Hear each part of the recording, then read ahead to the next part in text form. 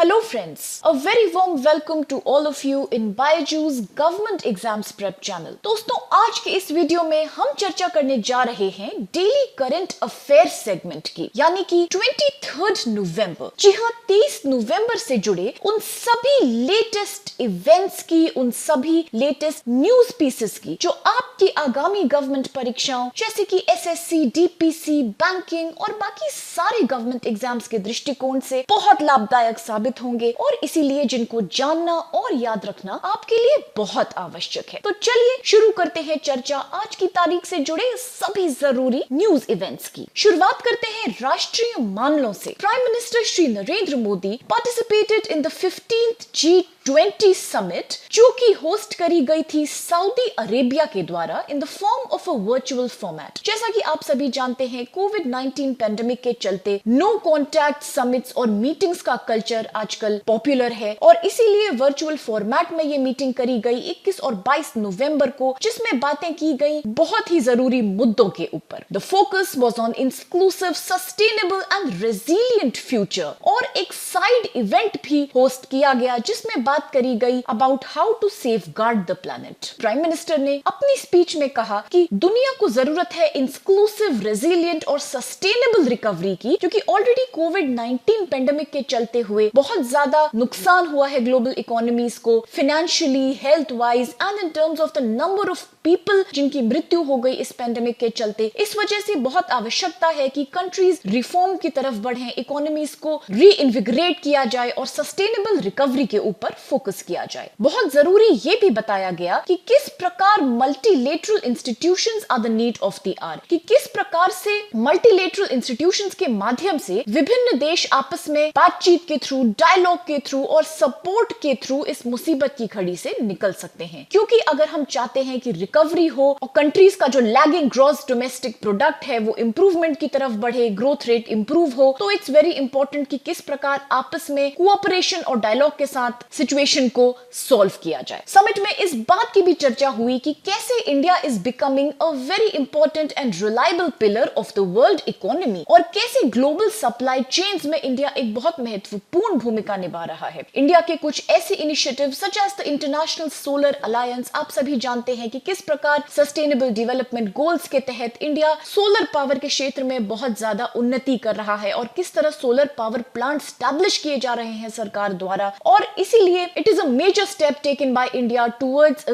Green and clean renewable energy based future. Coalition for disaster resilient infrastructure पे भी बात करी और किस प्रकार से भारत एक लीड ले रहा है, एक बहुत ही महत्वपूर्ण भूमिका निभा रहा है इन सभी क्षेत्रों में। इसके ऊपर प्राइम मिनिस्टर ने अपनी speech the. Apart from that ये भी बताया गया कि कैसे प्लैनेट की रक्षा करने के लिए, जैसा कि मैंने आपको अभी बताया कि एक साइड इवेंट भी हुआ था about safeguarding the planet against the current problems और क्लाइमेट चेंज की वजह से जिस तरह से कोस्टल एरिया से लेके पहाड़ी इलाकों तक इनफैक्ट सभी देश जूझ रहे हैं एक्सेसिव या डेफिशिएंसी ऑफ रेनफॉल से, चेंजिंग पैटर्न ऑफ एग्रीकल्चर से, फ्लडिंग से, ड्राउट से। इस सभी का कारण है the rapid changes in climate, the increasing pollution and the population pressure. तो इन सभी समस्याओं से कैसे जूझना है, इसके ऊपर प्राइम मिनिस्टर ने चर्चा करी और किस प्रकार से इंडिया कमिटेड है न कि सिर्फ पेरिस अग्रीमेंट के अपने टारगेट्स को पूरा करने पे, बल्कि उन्हें एक्सीड करके उनसे कहीं ज्यादा रिजल्ट्स अचीव करने के लिए इंडिया इस समय आमदा है। प्राइम मिनिस्टर ने यह भी बताया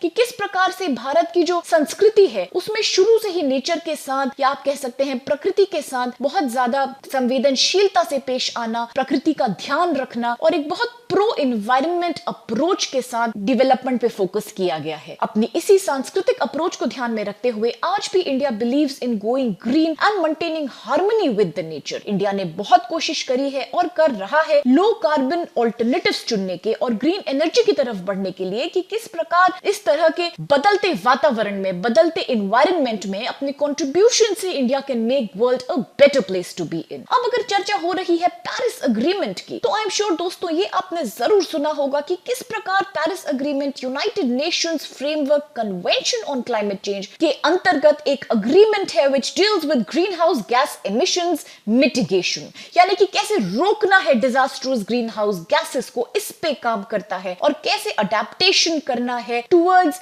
a cleaner future। इस अग्रीमेंट की स्थापना करी गई थी वर्ष 2016 में, और अगर आज के संदर्भ में बात की जाए तो 194 states are a member of this convention, और यूरोपियन यूनियन ने भी इस अग्रीमेंट को रैटिफाई किया है। जी हाँ, कुछ ऐसे देश हैं जिन्होंने अब तक इसमें भाग नहीं लिया, लेकिन the importance of the Paris agreement is reflected in the way all the countries are moving towards adopting a clean energy for a sustainable future. इसके पश्चात आप ये भी देखिए कि किस प्रकार प्रधानमंत्री ने स्वागत किया इटली का, क्योंकि Italy will be taking over the presidency of G20 grouping. कब? इन द वर्ष 2021 2021 में Italy will do the presidentship of G20, और यह भी तय किया गया है कि G20 की प्रेसिडेंसी इंडोनेशिया होल्ड करेगा 2022 में, और इंडिया को मौका मिलेगा 2023 में, और Brazil will do this in 2024। तो ये सभी वर्ष और किस वर्ष में कौन सा कंट्री करेगा प्रेसिडेंटशिप, ये आपको याद रखना बहुत इंपॉर्टेंट है आपके एग्जाम्स के लिए, बिकॉज अक्सर फैक्ट बेस्ड क्वेश्चंस पूछ लिए जाते हैं आपसे इंटरनेशनल समिट्स पे और फोरम्स पे। फॉर एग्जांपल 2024 में कौन सा है देश जो प्रेसिडेंसी करने वाला है G20 की, तो आपको पता होना चाहिए वो ब्राजील है, और खास तौर पे ये तो आप अवश्य याद रखिए that India will do the presidentship in the year 2023। With this अब ये भी जरूर जान लेते हैं हम थोड़ा सा आगे जाके कि G20 ग्रुपिंग आखिर क्या है, G20 ग्रुपिंग का क्या महत्व है आपके एग्जाम के पॉइंट से, किस प्रकार के सवाल इस पे आ सकते हैं। तो ये आप अवश्य याद रखिए दोस्तों कि G20 एक इनफॉर्मल ग्रुप है 19 देशों का और साथ में यूरोपियन यूनियन का। इसमें रिप्रेजेंटेटिव्स हैं फ्रॉम इंटरनेशनल मॉनेटरी फंड यानी कि IMF और वर्ल्ड बैंक से भी, इसलिए ये बहुत महत्वपूर्ण ग्रुपिंग है because a lot of important developing countries in the world are participant in this grouping. इसी प्रकार EU को रिप्रेजेंट करता है यूरोपियन कमीशन और यूरोपियन सेंट्रल बैंक। कलेक्टिवली यानी कि साथ में G20 इकोनॉमीज टोटल मिलके बनाती हैं अबाउट 90% वर्ल्ड का ग्रोस डोमेस्टिक प्रोडक्ट, यानी कि कितना योगदान है इन सभी कलेक्टिवली इकोनॉमीज का वर्ल्ड इकोनॉमिक ग्रोथ में, ये तो आप समझ ही गए होंगे। अपार्ट फ्रॉम दैट 80% वैश्विक ट्रेड भी आता है G20 इकोनॉमीज के through, and 2/3 of the world population is also broadly represented by the G20 grouping. अब अगर लैंड एरिया के टर्म्स में बात की जाए तो ये सारे G20 देश कुल मिला के लगभग आधा हिस्सा बनाते हैं वर्ल्ड टेरिटरी का। सो इसी से हम कह सकते हैं हाउ इंपॉर्टेंट इज G20, और इसलिए एग्जाम के नजरिए से भी आप इस तरह के फैक्ट्स कभी मत भूलिए कि G20 ग्रुपिंग में कौन है मेंबर्स और कितनी कंट्रीज ने साइन किया है इसकी मेंबरशिप के लिए, भारत कब करने वाला है प्रेसिडेंसी को host, and what is the aim या what is the motive behind G20। तो इस तरह के सभी फैक्ट्स आपको याद रखने बहुत आवश्यक हो जाते हैं। विद दिस चल के देखते हैं कौन सा अगला बहुत महत्वपूर्ण नेशनल इवेंट है हमारे पास आज चर्चा के लिए। तो नेशनल कैडेट कॉर्प्स यानी कि जिसको हम शॉर्ट फॉर्म में NCC बुलाते हैं, जिसके बारे में आपने बहुत सुना होगा। It is the largest uniformed youth organisation in the world, यानी कि विश्व का सबसे बड़ा यूनिफॉर्म्ड यूथ ऑर्गेनाइजेशन है ये। उसने अपना 72nd रेजिंग डे सेलिब्रेट किया। Raising day function was marked by paying homage, यानी कि श्रद्धांजलि अर्पित करी गई उन नायकों को जिन्होंने अपने जीवन का सर्वोच्च बलिदान दिया देश की रक्षा की खातिर। Now at the national war memorial the function was held by making homages to the people who have sacrificed their lives in defence of the country. Defence secretary doctor Ajay Kumar and DG NCC lieutenant general Rajiv Chopra ने माल्यार्पण किया उन देशभक्तों की याद में जिन्होंने देश के लिए इतना महत्वपूर्ण योगदान दिया है। डिफेंस सेक्रेटरी ने यह भी कहा कि the cadets have participated wholeheartedly, यानी कि बहुत सराहनीय योगदान रहा है सारे कैडेट्स का आज तक जो हिस्सा रहे हैं NCC का कई सारे भारत के इंपॉर्टेंट इनिशिएटिव्स में, जैसे कि आप कह सकते हैं स्वच्छता अभियान में, the cleanliness drive, mega pollution पखवाड़ा में। It has played a very important role in spreading awareness, यानी कि जागरूकता फैलाने में एक बहुत महत्वपूर्ण योगदान दिया है अलग अलग इनिशिएटिव्स में, जैसे कि डिजिटल लिटरेसी पर भी और इंटरनेशनल डे ऑफ योगा भी, ट्री प्लांटेशन पे और इम्यूनाइजेशन प्रोग्राम्स पे, यानी कि टीकाकरण प्रोग्राम पे। तो आप कह सकते हैं कि NCC का योगदान सिर्फ रक्षा के नजरिए से जरूरी नहीं है, बल्कि सोशल एंड इकोनॉमिक डेवलपमेंट के पॉइंट से भी बहुत योगदान रहा है कैडेट्स का। क्योंकि डिजिटल लिटरेसी, आप जानते हैं किस प्रकार से डिजिटल शिक्षा यानी कि इंटरनेट बेस्ड शिक्षा जरूरी है डेवलपमेंट ऑफ यूथ के लिए, कि वो पार्टिसिपेट कर सकें changing needs of the world economy में through learning different aspects of technology. उसी प्रकार कितना जरूरी है tree tree plantation initiative to control the effects of pollution and to move towards a cleaner future. Similarly, International Day of Yoga, आप कह सकते हैं किस प्रकार भारत विश्व का एक सिंबल है प्रमोट करने के लिए योगा, जो कि ऑल्टरनेट मेडिसिन के अंदर भी आजकल बहुत चर्चा में है, क्योंकि जिस प्रकार से बीमारियों का चलन बढ़ता जा रहा है, आप कोविड-19 की ही चर्चा कर लीजिए, कैसे कम इम्यूनिटी होने से और बदलते वातावरण की वजह से कम उम्र के लोग भी इसकी चपेट में आ रहे हैं। तो इसीलिए बहुत इंपॉर्टेंट हो जाते हैं योगा जैसे initiatives in building the immunity of people towards a better and towards a healthy sustainable life. तो इन सभी प्रोग्राम्स में पार्टिसिपेशन के थ्रू एनसीसी ने बहुत अपना नाम रोशन किया है, बहुत योगदान दिया है भारतीय सोसाइटी को, और ये सभी बातें हाईलाइट की गई 72 रेजिंग डे के सेलिब्रेशन पे। अब अगर एनसीसी की बात करी जाए एज सच कि क्या है आपका राष्ट्रीय क्रेडिट कोर, तो ये एक यूथ विंग है, यानी कि युवा शाखा है। किसकी युवा शाखा है? ऑफ द आर्म्ड फोर्सेस, और हेडक्वार्टर्स इसके नई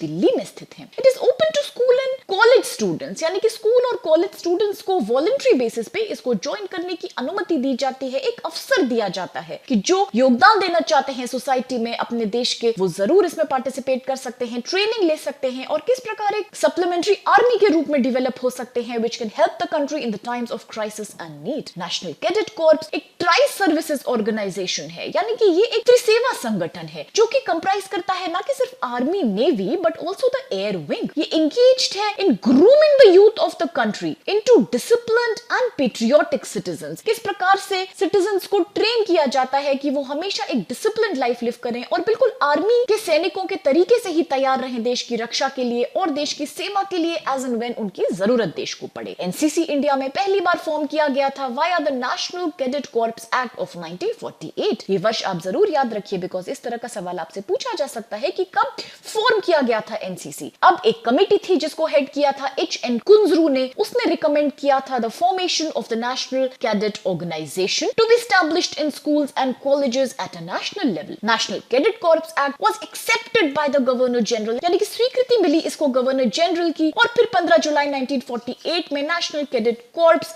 एग्जिस्टेंस में आया, यानी कि अस्तित्व में आया। विद दिस थोड़ी सी चर्चा कर ली जाए दोस्तों चल के अंतरराष्ट्रीय मामलों के ऊपर कि कौन से हैं आज के इंपॉर्टेंट और लीडिंग इंटरनेशनल इवेंट्स। सबसे जरूरी इवेंट आज का जो इंटरनेशनल फ्रंट पे है वो है सिम्बेक्स, कि किस प्रकार सिम्बेक्स एक सीरीज ऑफ नेवल एक्सरसाइजेस हैं जो इंडियन नेवी और the Republic of Singapore navy के बीच में करी जाती हैं। क्यों करी जाती हैं? क्योंकि म्यूचुअल कोऑपरेशन को बढ़ाने के लिए और best practices of each others navy को इनकलकेट करने के लिए, एक दूसरे से आदान प्रदान करने के लिए the practices of naval operations, ये एक्सरसाइज कंडक्ट करी जाती है सालाना, और वर्ष 1994 से हर साल इनको किया जा रहा है। अब दोस्तों एग्जाम के दृष्टिकोण से ये आप कभी मत भूलिए कि किस वर्ष से इनको शुरू किया गया, और ये भी मत भूलिए कि आखिर क्या उद्देश्य है इनका। It is always to enhance mutual cooperation and to learn the best from each other. The scope and complexity of these exercises has increased tremendously जब से इनकी शुरुआत की गई, यानी कि अपने शुरुआती वर्ष से लेके अब तक बहुत एक्सपेंशन हुआ है इन एक्सरसाइजेस के स्कोप में। इनकी इंपॉर्टेंस भी बढ़ गई है, क्योंकि जैसा कि आप जानते हैं जियोपॉलिटिकल सिचुएशन भी दुनिया की एक सी नहीं रहती। विश्व में स्थितियां बदल रही हैं, तेजी से नई नई सुपर पावर्स फॉर्म हो रही हैं, इसलिए सिक्योरिटी और डिफेंस हर देश के लिए एक बहुत जरूरी मुद्दा बन के खड़ा हो गया है। The governments of different countries are interested in spending more money on defence and also they are doing the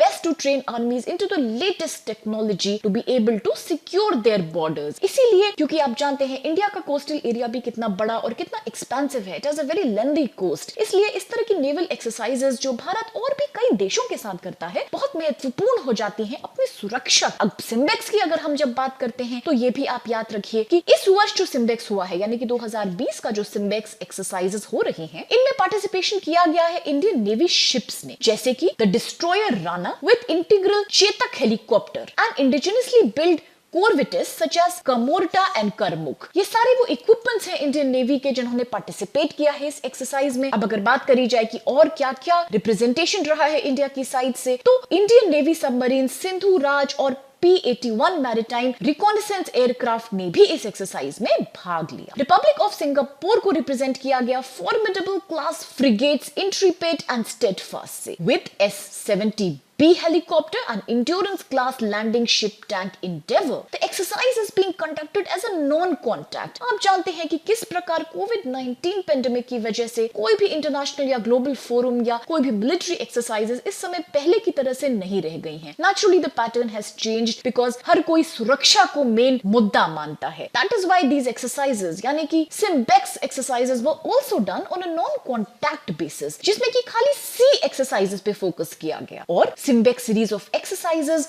ने इस बार भी हर बार की तरह एग्जाम्प्लीफाई किया है यानी कि दिखाया है अपना high level of cooperation and coordination between the two countries कि किस प्रकार से भारत और सिंगापुर के विचार कितने मिलते जुलते हैं जब बात आती है मैरीटाइम डोमेन की यानी कि समुद्री क्षेत्र की. So that is why these exercises were very important in determining the future relationship between India and Singapore. अब इसके पश्चात चल के देखते हैं कौन है वो फेमस पर्सनालिटीज नेशनल और इंटरनेशनल लेवल पे जो आज न्यूज में है. सतीश धुपेलिया. सतीश धुपेलिया ग्रेट ग्रैंडसन यानी कि परपोते हैं महात्मा गांधी के. इनका निधन हो गया है क्योंकि कोरोना वायरस रिलेटेड कॉम्प्लिकेशंस के कारण इनकी सेहत बहुत ज्यादा खराब हो गई थी इन साउथ अफ्रीका. इन्होंने अपना ज्यादातर जीवन मीडिया से संबंधित कार्यों में बिताया जैसे कि फोटोग्राफी और वीडियोग्राफी में खास करके इनकी बहुत रुचि रही है, बहुत प्रतिभा रही है. और याद रखने वाली बात यह है फ्रेंड्स कि he was also very active in assisting the Gandhi development trust to continue the work started by Mahatma Gandhi at the Phoenix settlement near Durban. Phoenix settlement की अगर बात होती है तो आप ये भी याद रखिएगा कि 1904 में यानी कि वर्ष 1904 में महात्मा गांधी ने टोल्स्टॉय से इंस्पायर होकर अपना सेटअप बनाया था फीनिक्स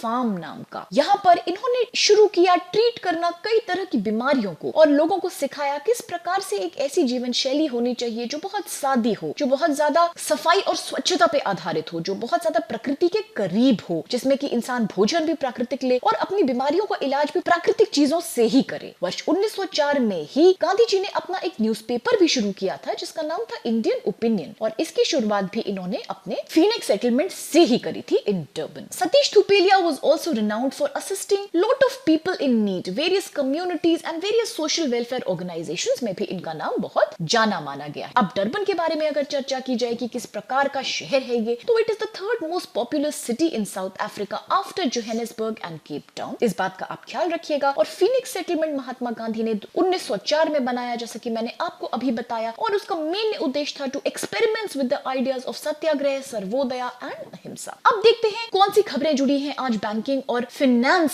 सेगमेंट में. और Airtel payments bank is planning to rapidly expand its operations in West Bengal to take banking services to the unbanked villages. यानी कि ऐसे ग्रामीण इलाकों में अपनी बैंकिंग सर्विसेज पहुंचाने का इरादा है एयरटेल पेमेंट बैंक्स का जहां अब तक बैंक्स की रीच ज्यादा नहीं है और इस वजह से लोग बैंकिंग की सर्विसेज का लाभ नहीं उठा पाते. उद्देश्य है to contribute to the financial inclusion in the state कि किस प्रकार वेस्ट बंगाल के जो ग्रामीण इलाके हैं वो फाइनेंशियली इंक्लूड हो सके मेन स्ट्रीम इकोनॉमी में. इस बैंक का ऑलरेडी नेटवर्क है 30,000 नेबरिंग बैंकिंग पॉइंट्स में जो कि spread across the state of West Bengal. लेकिन प्लान ये है कि और ज्यादा एक्सपैंड किए जाएंगे ये पॉइंट्स और एटलीस्ट 50% से वृद्धि होगी इन पॉइंट्स में by the year 2021. With this चल के देखते हैं कौन से ऑनर्स और अवार्ड्स की चर्चा आज हमें करनी है. The union education minister Ramesh Pokhriyal has been conferred with the Vatayan lifetime achievement award. ये अवार्ड जो कि दिया जाता है by Vatayan UK organisation in London awards the poets and writers and artist who have done exemplary यानी कि बहुत ज्यादा जिन्होंने सराहनीय काम किया है in their own respective fields. Eminent personalities जैसे कि प्रसून जोशी, जावेद अख्तर को पहले भी इस अवार्ड से सराहा जा चुका है. ये एक बहुत प्रतिष्ठित अवार्ड है इसलिए एग्जाम्स में आपसे पूछा जा सकता है कि इस वर्ष का किसको दिया गया है ये अवार्ड. तो आप याद रखिएगा union education minister Ramesh Pokhriyal ji has been the winner of this award. Now the German version of Pokhriyal story collection जिसका नाम है जस्ट अ डिजायर, इसको पब्लिश किया गया था by the Afro Asian institute जो कि हैम्बर्ग जर्मनी में स्थित है. रमेश पोखरियाल के द्वारा कई पुस्तकों की रचना की गई है. He has written over 75 books in total, अलग-अलग इंपॉर्टेंट मुद्दों पे which have been translated into various national and foreign languages. अब चल के देखते हैं अगर इंपॉर्टेंट डेज की चर्चा करें तो आज का दिन कौन सा नेशनल इंपॉर्टेंस का डे माना जाता है. So today is celebrated as the National Cashew Day. Cashew एक फूड क्रॉप आप जानते हैं कि खाने में बहुत ही स्वादिष्ट और लोकप्रिय नट होता है. लेकिन क्या खासियत है नेशनल कैश्यू डे की? तो ये हर वर्ष 23 नवंबर को ही मनाया जाता है. और अगर बात कैश्यू नट की करी जाए तो ये एक ऐसा ऐसा सीड, एक ऐसा बीज है जो कैशू ट्री से हार्वेस्ट किया जाता है। It was originally from north east Brazil, यानी कि नॉर्थ ईस्ट ब्राजील से ये ओरिजिनली संबंधित था। लेकिन अब आज के समय में आप जानते हैं किस प्रकार एग्रीकल्चरल प्रैक्टिसेस ग्लोबली पॉपुलर होती जा रही हैं and indigenous crops from one country are easily going to another country. That is why आज की डेट में कैशू नट को ग्रो किया जाता है across the world in different tropical climate regions. इसका इस्तेमाल किया जाता है for its cashew apples and also for its main derivative जो कि नट होता है। अगर बात कैशू नट पेड़ की जाए तो इसकी जो पत्तियां होती हैं वो स्पाइरली अरेंज्ड होती हैं और बहुत चमड़ी की तरह से इनका हार्ड टेक्सचर होता है। ये एक एवरग्रीन ट्री है जो कि 32 फीट की ऊंचाई तक पहुंच सकता है और इसकी जो ट्रंक होती है वो बहुत ज्यादा इरेगुलर यानी कि टेढ़ी मेढ़ी शेप की होती है। The flowers of the cashew nut tree are very small, जो कि शुरू करते हैं फीके ग्रीन रंग से और धीरे धीरे लाल रंग में कन्वर्ट हो जाते हैं और हर फूल के पास 5 बहुत ही नाजुक पंखुड़ियां यानी कि पेटल्स होती हैं। ऑल्दो ये पेड़ ब्राजील का नेटिव है जैसा कि मैंने आपको अभी बताया, लेकिन पोर्चुगीज के द्वारा इसको भारत में इंट्रोड्यूस भी किया गया था पहली बार in the state of Goa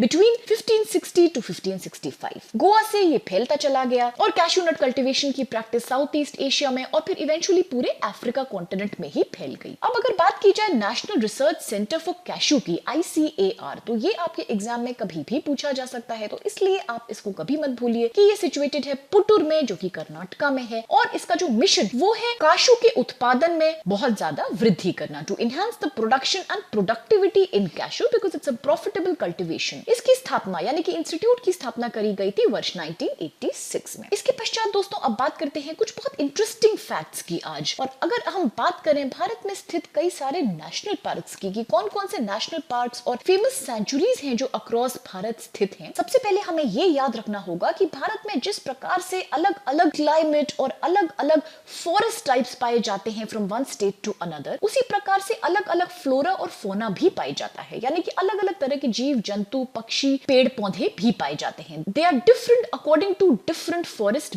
belts across the country. इसीलिए अगर हम बात करते हैं गुजरात की, तो गुजरात में है स्थित बहुत ही भारत का famous Rann of Kutch wild ass sanctuary, जो कि अपने जानवर जिसका नाम वाइल्ड एस है उसके लिए बहुत ज्यादा फेमस है। सिमिलरली अगर असम की बात की जाए तो ये तो आप सभी जानते होंगे कि किस प्रकार काजीरंगा नेशनल पार्क बहुत ही प्रसिद्ध है, न कि सिर्फ भारत में लेकिन विश्व प्रसिद्ध है। ये किस लिए? क्योंकि यहाँ वन हॉर्न राइनोसरस पाया जाता है। आप जानते हैं, आपने जरूर पढ़ा होगा खबरों में कि किस प्रकार कुछ वर्षों से इनकी जो पॉपुलेशन है यानी कि जो राइनोसरस की जो संख्या है वो कम होती चली जा रही है, न कि सिर्फ भारत में लेकिन समूचे विश्व में हंटिंग की वजह से। क्योंकि राइनोसरस का जो हॉर्न होता है उसको माना जाता है कि उसमें बहुत ज्यादा औषधिक प्रॉपर्टीज होती हैं, इस वजह से इनकी हंटिंग के इंसिडेंट्स बहुत ज्यादा बढ़ते चले जा रहे हैं। तो इसलिए सरकार ने कुछ खास स्टेप्स लिए हैं बचाने के लिए वन हॉर्न राइनोसरस की पॉपुलेशन को, और काजीरंगा पार्क एक ऐसा सिंबल बन के आया है जो बहुत यूनिक वन हॉर्न राइनोसरस की पॉपुलेशन को आज भी होल्ड करता है। अब अगर बात केरला की जाए तो केरला तो आप जानते हैं जिसको कि हम द लैंड ऑफ गॉड कहते हैं, किस तरह से wide variety of trees plants and animals यहाँ पाए जाते हैं। और पेरियार नेशनल पार्क जिसका नाम विश्व प्रसिद्ध है अपने वैरायटी ऑफ प्लांट्स और एनिमल लाइफ के लिए, वहां पाए जाते हैं एलिफेंट्स। एशियन एलिफेंट्स का ये एक जाना माना गढ़ है and it's a very famous place which houses a large elephant community. Similarly अगर बात गुजरात की फिर से की जाए तो गुजरात में गिर नेशनल पार्क जो कि बहुत प्रसिद्ध है अपने शेरों की संख्या के लिए, यानी कि for Lions it is very very popular. अब अगर मध्य प्रदेश की चर्चा करी जाए सो घाटी गांव सेंचुरी वहां पे द ग्रेट इंडियन बस्टर्ड के लिए बहुत ज्यादा जानी मानी जाती है। वैसे ही वेस्ट बंगाल में है आपका सुंदरबन नेशनल पार्क। अब सुंदरबन की जब बात आती है तो आप जानते हैं ये बहुत फेमस है अपने मैंग्रोव फॉरेस्ट के लिए भी, कि विश्व का सबसे बड़ा जो मैंग्रोव फॉरेस्ट है वो सुंदरबन में पाया जाता है because of its unique property. इसीलिए ये भी आप याद रखिए कि जो रॉयल बंगाल टाइगर है, रॉयल बंगाल टाइगर के नाम से आपको ये भी जरूर याद आ गया होगा कि ये भारत का नेशनल एनिमल भी है। जी हाँ, और किस प्रकार भारत सरकार ने लॉन्च किया था 1973 में प्रोजेक्ट टाइगर। किस लिए? टाइगर की गिरती संख्या को बचाने के लिए, because it is a unique species of tiger जो कि भारत में इस इलाके में पाया जाता है और जिसका घर है द सुंदरबंस नेशनल पार्क। तो इन सभी फैक्ट्स का आप खास ख्याल रखिए अपने एग्जाम के लिए। और अब अगर चर्चा की जाए ओलिव रिडले टर्टल की, तो आप जानते हैं ये एक बहुत यूनिक स्पीशीज ऑफ टर्टल है ओलिव रिडले। कुछ वर्ष से इनकी संख्या लगातार कम होती चली गई, इसलिए सरकार ने बिल्कुल बैन कर दिया है इनकी पॉपुलेशन में किसी भी तरह की इंटरफेरेंस को और इनकरेज किया जाता है इनकी ब्रीडिंग को। गहीर Sagarmatha Turtle Sanctuary in Odisha is extremely famous for the population of these unique turtles. अब अगर इसके पश्चात चर्चा की जाए डॉल्फिन्स के ऊपर, डॉल्फिन्स आप जानते हैं एक बहुत ज्यादा मानव फ्रेंडली प्राणी जो कि भागलपुर बिहार में पाया जाता है in the Vikramshila Gangetic dolphin century. इस बात का भी आप जरूर ख्याल रखिए क्योंकि ये जितने भी नेशनल पार्क्स और सेंचुरीज हैं जिनकी चर्चा हम यहाँ कर रहे हैं, these are not only famous because they are protected areas for wildlife, they are famous because they house some of the other very unique species of wildlife जो दूसरी कहीं जगह नहीं पाया जाता, इसलिए इनको ध्यान में रखना बहुत जरूरी हो जाता है। सिमिलरली अगर वल्चर की बात की जाए तो वल्चर एक ऐसा पक्षी जो कि आप जानते हैं साइज में बड़ा और अपनी ताकत और तीव्रता के लिए प्रसिद्ध है, तो ये पाया जाता है रामदेवारा बेटा वल्चर सेंचुरी में जो कि कर्नाटका में स्थित है। A very unique name, a very important destination, always remember it's name क्योंकि एग्जाम में तो ऐसे सवाल कॉमनली पूछे जाते ही हैं। अब अगर बात की जाए दरोजी बेयर सेंचुरी की कि कहां स्थित है दरोजी बेयर सेंचुरी यानी कि भालुओं की सेंचुरी, तो ये भी कर्नाटका में स्थित है और ये हाउस करती है अपने भालुओं की संख्या को। इन सभी करंट अफेयर्स की चर्चा के बाद दोस्तों अब चल के थोड़ा देख लेते हैं कौन से इंपॉर्टेंट क्वेश्चंस हैं आज हमारे पास इन सभी इवेंट्स पे बेस्ड। तो पहला सवाल आपसे पूछता है in which year will the presidency of G20 be held by India? G20 की अध्यक्षता किस वर्ष भारत द्वारा करी जाएगी? ऑप्शन है आपके पास ए 2023, बी 2024, सी 2022 या फिर डी 2021। अगला सवाल कहता है where is the national research institute for cashew situated? Clearly हमने आज के वीडियो में इस पे चर्चा की थी कि किस तरह से ये कोशिश कर रहा है कैशू नट के उत्पादन को बढ़ाने की। तो आपको जरूर याद होगा कि कौन से शहर में हमने बताया था कि ये स्थित है। ऑप्शंस आपके पास हैं A Nellore, B Puttur, C Mumbai या फिर डी ग्वालियर। अगला सवाल कहता है where is Phoenix settlement of Mahatma Gandhi situated? कहां है महात्मा गांधी का जाना माना फीनिक्स सेटलमेंट स्थित? ऑप्शन है ए जोहानिसबर्ग, बी डर्बन, सी केप वर्डे या फिर डी कंपाला। अगला सवाल कहता है मैरीटाइम एक्सरसाइजेस यानी कि समुद्री अभ्यास जो किए जाते हैं भारत और सिंगापुर के बीच, उनको किस नाम से बुलाया जाता है? A SIMBEX, B santex, C Macau या फिर D Nordic. Next question friends कहता है where are the headquarters of NCC located? कहां स्थित है एनसीसी के मुख्यालय? ऑप्शंस आपके पास है ए नई दिल्ली या फिर बी हैदराबाद या फिर सी पुणे या फिर D Bangalore. The next question says कौन है जस्ट अ डिजायर किताब के ऑथर? एक ऐसी किताब जिसका नाम हमने अभी अभी डिस्कस किया, तो आपको जरूर उत्तर भी पता होगा कि who is the author of the famous book just a desire. Options हैं A Ramesh Pokhriyal, B George Fernandes, C Jaswant Singh या फिर D Khushwant Singh. Next question कहता है where is Daroji bear sanctuary situated? कहां है दारोजी भालू अभ्याकरण स्थित? ऑप्शंस हैं A Maharashtra, B Karnataka, C Delhi, D Tamil Nadu या फिर ई उत्तराखंड। नेक्स्ट क्वेश्चन कहता है काजीरंगा नेशनल पार्क किस जानवर के लिए प्रसिद्ध है? For which animal is the Kaziranga national park so famous? Options हैं वन हॉर्न राइनो यानी कि राइनोसरस, बी टर्टल, सी भालू या फिर डी पांडा। इन सभी प्रश्नों के साथ और आज के सारे करंट अफेयर्स के साथ हम इस वीडियो को यहीं समाप्त करते हैं, इस आशा के साथ कि हमारे दोस्तों को वीडियो बहुत लाभदायक लगा होगा और सारे फैक्ट्स बड़े ही इंटरेस्टिंग लगे होंगे। अगर फ्रेंड्स आपको वीडियो पसंद आया तो प्लीज चैनल को लाइक और सब्सक्राइब करना बिल्कुल मत भूलिएगा क्योंकि तभी पहुंचेंगे सारे लेटेस्ट वीडियोस के नोटिफिकेशंस जल्दी से जल्दी आपके पास। With this I sincerely thank all of you for being a part of today's session.